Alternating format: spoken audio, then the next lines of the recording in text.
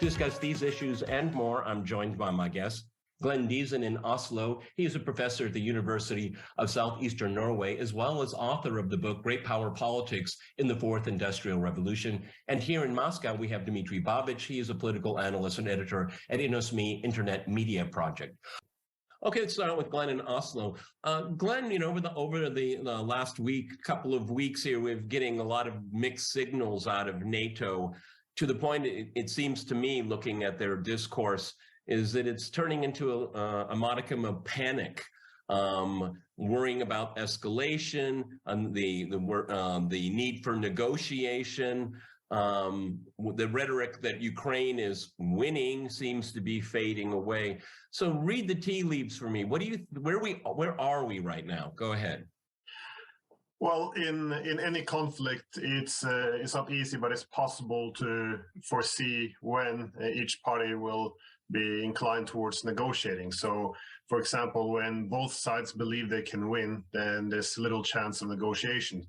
Obviously, NATO has been quite optimistic that they could win, which is why a lot of the rhetoric has been very well, let's call it aggressive. So Russia will be defeated on the battlefield, as Boris Johnson said. A bad peace will not be accepted, and so essentially nothing short of a full victory would be acceptable. Some even talked about taking back Crimea, and so it's very extreme. But now, of course, we see the winds have changed to some extent. I mean, the Ukrainian army has suffered very greatly on the battlefield now. Much of their manpower and equipment has been exhausted. The ability to supply them is also reduced significantly, as the weapon storages across the West are now being depleted. Also, the economic impact of this is causing much concern, especially in Europe. And as a result, you also see the political will to continue this war also declining. So there's a possibility that there's more willingness now to negotiate. Indeed, this is what we've seen in the rhetoric. However, and I would add this, however, it's worth noting that only a few weeks ago you had newspapers like the Washington Post arguing that because the public's becoming more war-weary, it's important to give the image that we are trying to negotiate a peace. So it's never really clear, because in the war, you have such a huge amount of focus on information warfare. So it is quite possible that this is simply, to give an image that, we're not preparing yet another. Or both can be true at the same time also, okay? Yeah, that is true, because the West is not one uniform voice. Even within each country, there are competing voices. Even in the United States, in Washington, some want a quick end to this now, before the winds now start to, blow in Moscow's direction, or, Moscow starting to have great victories, while others see this as, an opportunity to bleed Russia in the long run. Dima, it's very interesting that Putin talks quite frequently with media and public organizations about what's going on in Ukraine, and he made it clear that this could be a long effort. He's not hiding the fact, okay? But at the same time, he's saying everything is on course. I think one of the things that makes it very difficult to conceptualize this conflict is that the two different sides have very different goals. Russia's goal is to demilitarize Ukraine. That's very different than victory or regime change. It's demilitarization, and that is, as Glenn has already explained to us, that's happening at a pace that the Kremlin seems to be comfortable with. So because there's different perception. Let me go to Dima on this one. Different perceptions here is that this adds to the confusion of what ending this conflict would be. Go ahead, Dima. Well, the West likes to talk about Russia not fulfilling its plans. It's obvious. They say that when the special military operation was started on February 24th, of course, Putin did not foresee that there would be the battle for Mariupol and that there would be this long, protracted fight. Maybe. The question is, what does the West want? I mean, they're even less clear about it. Just take the last week, how many contradictory messages we had. And I'm not quite sure that the West is not speaking with one voice. there is a very bad voice that dominates. Let me give you an example. President Macron just said that Russia's security concerns should be considered at the negotiation that we will have at some point when Ukraine, well, basically can speak from the position of force. And, so many people lashed out at Macron and no one defended him. Well, it's clear that Macron is a hypocrite. He speaks with many voices. Today, he says that he wants to call Putin. Tomorrow, he calls Russia an evil empire. So basically, he's not serious. So I would not like our viewers to think he's a peacemaker. Yeah, but I mean, at this point here, sorry, but why would someone like Vladimir Putin take Macron's telephone call? What could he possibly say? I mean, because the point is, let me go to Glenn here, because it's Washington that matter. It's not Berlin, it's not Paris, it's not London, it's Washington. Okay, and I want to talk about the interview that Merkel gave to the media. That'll back up my thesis here. So, I mean, Glenn, why should anybody in the Kremlin pick up the phone? I mean, what are these people saying? What have they said for the last 10 months that would be meaningful? Well, I guess we can draw on the experience from in December and January, and that was quite clear that Moscow didn't really care much what the EU had to say, didn't really care what Secretary General Jens Stoltenberg had to say. The main phone call, the one worth taking, was the one from Washington, because at the end of the day, that's where the decisions will be made. So yeah, Macron is. Well, he often plays the role of the great, the great leader capable of doing this, huge, presenting this huge vision for a new Europe. Knew the goal. But he said all of this for many years. Indeed, this idea that Russia is a part of Europe, it has to be included. They've said this for 30 years now. So I wouldn't. I think when it really came down to it, and Russia asked, okay, these sentiments, convert them into actual security guarantees for us.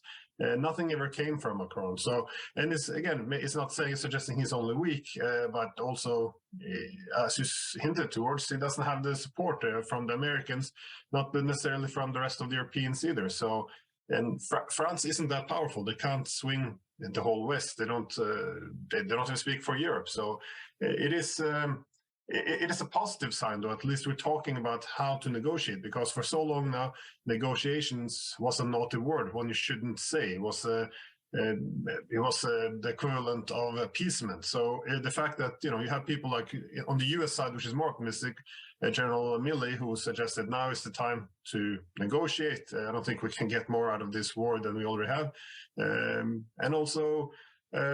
Of course, Jens Stoltenberg, because I think to a large extent he speaks on behalf of Washington as well. And he also had a very aggressive rhetoric suggesting the only acceptable peace was full victory on the NATO-Ukrainian side. And now, of course, he's arguing that the diplomacy has to be the path towards resolving this. I'm glad you brought it up, because I have a quote from him. I'm going to throw it to Dima right now. This is Stoltenberg in the last news cycle here. But we have to pay a much higher price if our freedom and peace are threatened through Putin winning in Ukraine. Again, this is asymmetrical here. What is he talking about? Freedom and peace. Russia is talking about security, and that's what these negotiations should be about. Or, Dima, we can just go back to December 17th of last year as a starting point, okay? We didn't have to go through all of this if NATO and Washington had taken Russia's security demands seriously. Dima. Well, it reminds me of Orwell, war is peace, freedom is slavery. And as John Rowling joked recently, the fake transgender guy who raped you is a woman. So basically, it's all absurd. And some analysts in Russia called Macron a faux hooligan, who calls you saying that he's a negotiator and then sends artillery pieces, to Ukraine, as if he was somehow mediating while sending artillery pieces. Basically, what I want to say is that this evil voice that prevails in the West it always prevails. I mean, just to remind you, it prevailed in January when Russia made these suggestions, And what it got from the West were just formal answers like, we are a peaceful defensive alliance. You have no reason to worry. Yes, we had reason to worry, unfortunately. The same story with other, suggestions of negotiations. Just recently, there were signals from the United States that they were not quite happy with Zelensky, that they were not happy with the murder of Daria Dugina. And then today, last week, we actually get messages from the Times and from Politico who quote American officials, Pentagon officials, saying the United States gave green light to Ukraine to strike at targets deep inside Russia using drones. So the evil voice is always the last one. They always prevail, In the end, they always opt for war. They always opt for the military solution. And this is a very dangerous situation because we don't know where it will stop. Well, Dima, what makes it dangerous is that if it's going to be a test of escalation, Russia can out-escalate NATO 6 ways to Sunday. I mean, it can't work, okay? And that, Glenn, that is the dilemma, because what NATO is doing is it has a political agenda and it has a military one, and they're not necessarily aligned. Go ahead, Glenn. Well, yeah, and I would also add that part of the reason that divides NATO and Russia is a fundamental different view in terms of what creates security. So for NATO, they tend to subscribe to the concept of liberal hegemony, in which the world is divided between democracies and authoritarians. In other words, between good and evil. So the more power the side of good has, that is NATO vis-a-vis Russia, the more peace it will have, which is why the catchphrase is always, oh, well, we need to negotiate from a position of strength. In other words, dictate, because this is how you create peace, when the good guys have all the power. Now, this is very different from how Russia sees the world, which focuses more on the security dilemma, that you have competing centers of power, and they have to find ways of harmonizing their security interests. Obviously, if you think the world is divided between good and evil, then harmonizing or finding a common peace with Russia, it's very, well, that's when we use the word appeasement, because anytime... Yeah, but they're antithetical. You can't do that, okay? I mean, it's a perversion of its own logic here. All right, gentlemen, I'm going to jump in here. We're going to go to a short break, and after that short break, we'll continue our discussion on some real news.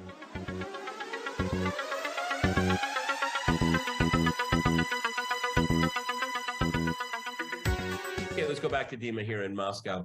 Dima, Angela Merkel gave a very curious interview in the last couple of days, and I think it can be interpreted in a number of different ways. I mean, obviously, she was criticized by basically pulling the veil back and saying that the Minsk process was really not real. It was buying time for Ukraine and for NATO to build up Ukraine's defensive and offensive capacities here.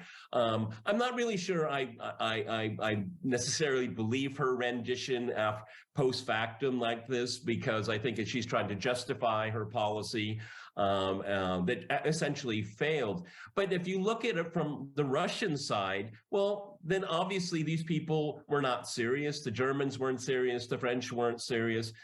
And why would they be serious now if they want negotiations? I think Merkel really damaged any kind of the glimmer of hope that there could be talks in the immediate future. Go ahead, Dima.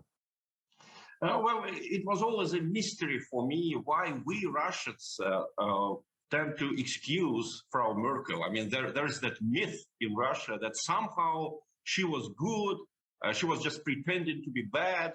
Just look at facts. Okay, look at video images. If you don't believe newspapers, Merkel meets Yanukovych in November in Vilnius. Yanukovych used his right, absolutely legal right, to postpone the signing of the association agreement with the European Union. Then what does Frau Merkel say? We expected more. And then the rebellion in Kiev starts, in which 38 policemen were killed and hundreds maimed. And they want to kill Yanukovych. And Frau Merkel supports it, I think all doubts should end there. And then, the Ukrainian government cracks down on the people who voted for Yanukovych and who wanted to defend their vote in the east of the country, where he stems from. Basically, Yanukovych was born in the east. So she approves the military action of the Ukrainian government there. They get defeated at the battleground. They're retreating. And then she starts negotiations, yes, buying time, gaining time. Actually, not buying time because they didn't cede any territory. She just saved them from defeat, but they continued to bombard Donetsk for 8 years after that because they didn't retreat far enough from Donetsk. So I think the reason why so many people in the world are deceived is because Putin gave her flowers. Well, my theory about it is that the president has to be diplomatic. He has to give flowers sometimes to awful people, but that doesn't mean our press, that doesn't mean our society should be as diplomatic as he is. He was trying to save peace. We can say the truth. She was a liar. She was a very important force behind this war. She bears enormous responsibility for the crash of the relations between Russia and Europe in the last 16 years. Yeah, but absolutely agree with you completely, Glenn. But this brings up this credibility issue here. I mean, lied to once, why wouldn't your interlocutor lie to you again? I mean, we don't even have a basic playing field right now to even start starting talks to start talks, if you know what I mean. It's an amazing revelation coming from Angela Merkel. Like I said, I think she could be playing a Monday morning quarterback now. Okay, and I think there is an element of that there, but for the Russians, the element of trust is about zero right now. That's why I have said on this program repeatedly, this conflict will come to an end when Russia says it's over, okay, and it achieves its goals, because it's not going to achieve those goals through negotiation. It's going to achieve those goals unilaterally through the use of force. Glenn. Well, what you and Dima are referring to is this huge lack of trust, which is necessary to have the trust if you're going to have an actual negotiation and a compromise and a political settlement. Now, obviously, the mutual trust is quite broken on both sides. So for West, they look at Russia and especially after the invasion and the annexation of these new 4 regions, that this was a huge breach. But of course, Russia, as you're correctly arguing, has its own reasons to be doubtful. I mean, why would they trust this now? And it's worth going back how far the agreements have been broken. Because why would they sign something now? The reason why, from Russia's perspective, this war now is because the West never honored the Minsk agreement. They sabotaged it for 7 years. This has been not just by Merkel and Poroshenko, but it's largely accepted also on the American side. It's been sabotaged. And the only reason why we had the Minsk agreement is because a war broke out. And why did the war break out? Because after the Western governments helped to support this regime change in Kiev. And in fact, if you remember, during the regime change, we had there was also an agreement. It was supposed to be a unity government. The Germans being one of the guarantors for having a unity government, which they then abandoned the following day and instead gave all the legitimacy they could to the new government that took power in this coup. And then again, you can go so far back because all the way since the end of the Cold War, it's just been broken agreements one after another. Keep in mind that in 1990 we signed agreements in '94 that we're going to have a common Europe without dividing lines. Then we broke it by expanding NATO, and then even the EU signed agreements with Russia in 2005, saying, "Listen, we're not going to." If we're going to engage with common neighborhood countries like Ukraine, we're going to harmonize it, not one integrate at the expense of the other.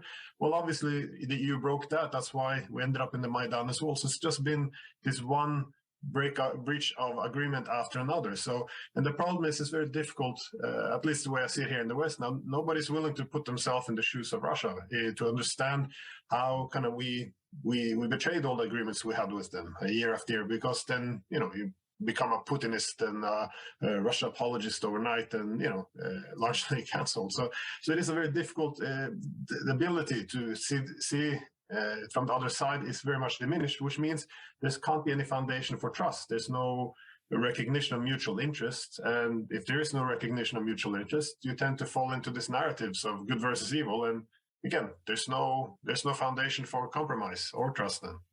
Dima, it's very interesting. I really like how Glenn just phrased it there because the what I call the global majority, when people say the global South, but if they really are the global majority, they actually do not see it the way the West does. They actually are far more sympathetic to Russia's interpretation and dealing with the West because the global South has had its issues dealing with the West over the centuries. So there's a lot more sympathy there on the part of the global South when it comes to Russia's interpretation to this conflict. Indeed, the Western press likes to say, oh, Putin achieved the opposite result. Now Sweden and Finland want to join NATO and the NATO is united more than ever. Well, there was also another result from their action. Now China wants to buy oil from Saudi Arabia for Chinese currency, okay? Now India wants to buy oil from Russia, right? And now everyone is talking about moving away from the dollar as the universal exchange currency, which is a huge threat to the United States. Russia didn't want it. China didn't want it. It was the United States that brought it upon itself by this war of sanctions, because everyone in the East is looking, okay, they basically froze 300 billion Russian money. They can do it tomorrow to us. They can do it to Hungary. If they don't like Orban well enough, they can. Well, the EU is already threatening him with all cutting off of all kinds of Exactly. So they don't tell the whole story as usual. There are many consequences.